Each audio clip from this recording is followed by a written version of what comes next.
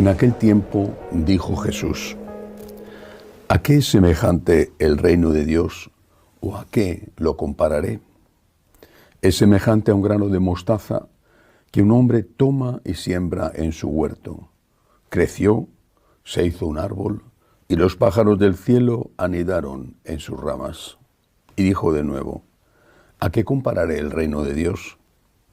Es semejante a la levadura que una mujer tomó y metió en 3 medidas de harina hasta que todo fermentó. Palabra del Señor. Gloria a ti, Señor Jesús. Psicológicamente nos influencia muchísimo la opinión de la mayoría, a todos. Saber que somos pocos los que opinamos o defendemos un principio, cualquiera, no solamente un principio ético, nos afecta a todos. Quizá a alguien le guste ir contracorriente, pero repito, desde el punto de vista psicológico, a la mayoría nos gusta estar con la mayoría. Eso lo saben muy bien los sociólogos, por ejemplo, y a veces manipulan las encuestas preelectorales para decir que la mayoría va por determinado camino a favor de determinado político, porque saben que eso va a condicionar a los que aún no han decidido su voto. Y eso pasa exactamente igual también en los temas religiosos.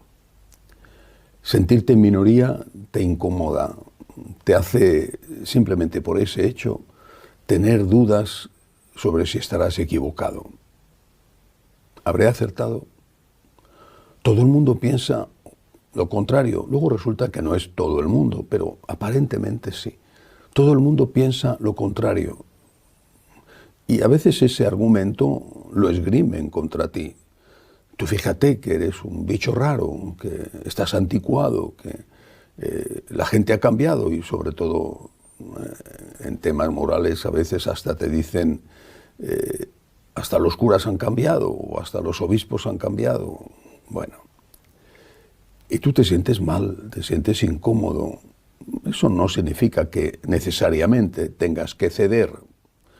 Es un momento importante para reafirmar tu fe y tu amor.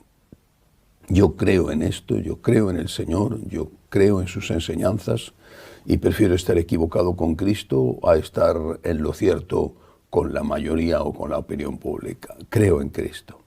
Pero te cuesta siempre.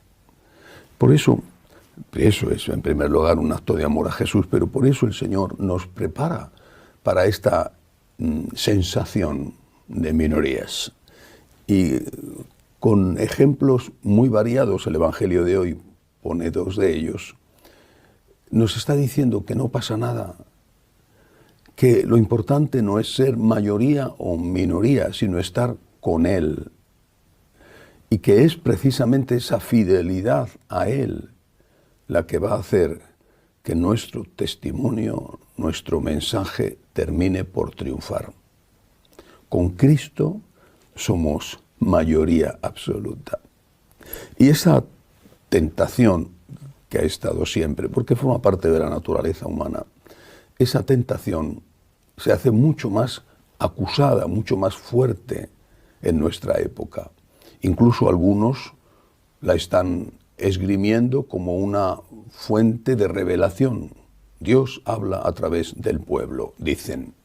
Lo que opine el pueblo, lo que opinen las mayorías, lo que diga la gente, es la voz de Dios. Es la base de lo que se llama la iglesia popular, la iglesia del pueblo.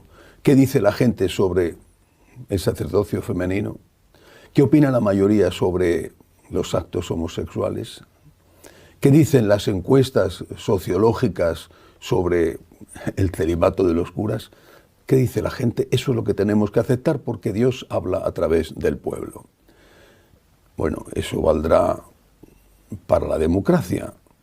Bueno, pero no vale para la verdad, no vale para la Iglesia. Dios habló a través de Cristo.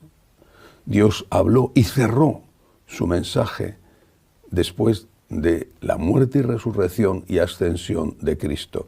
Y después a través de la tradición que interpreta eso y que forma parte, una pequeña parte de la tradición, forma parte incluso de las Escrituras, porque es tradición también los Hechos de los Apóstoles o incluso las propias cartas de Pablo, cuando él dice: os he transmitido lo que a mi vez recibí.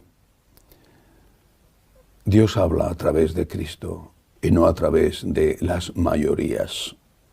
Y la Iglesia como institución, y la Iglesia formada por cada uno de nosotros los bautizados, tenemos que estar dispuestos a ser minoría, y además así seremos lo que debemos ser, levadura en la masa.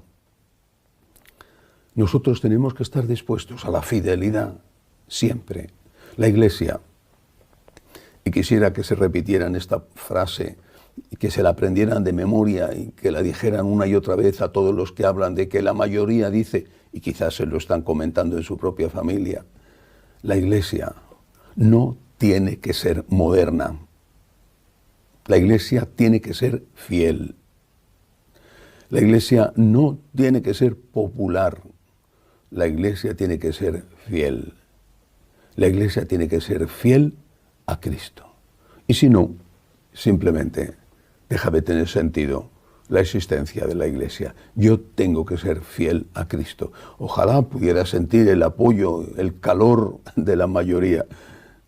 Bueno, se está más cómodo, pero es en esa incomodidad de sentirte señalado con el dedo porque piensas distinto a los demás, a veces en tu casa, es en esa incomodidad donde demuestro mi amor. Al Señor se le demostró el amor en el Viernes Santo. No cuando todo el mundo le aplaudía y querían hacerle rey. Se le demostró el amor cuando nadie quería seguirle y a su lado estuvo su mamá, algunas mujeres y San Juan. La Iglesia tiene que ser fiel y no popular o no moderna. La fidelidad es la demostración de nuestro amor. Que así sea.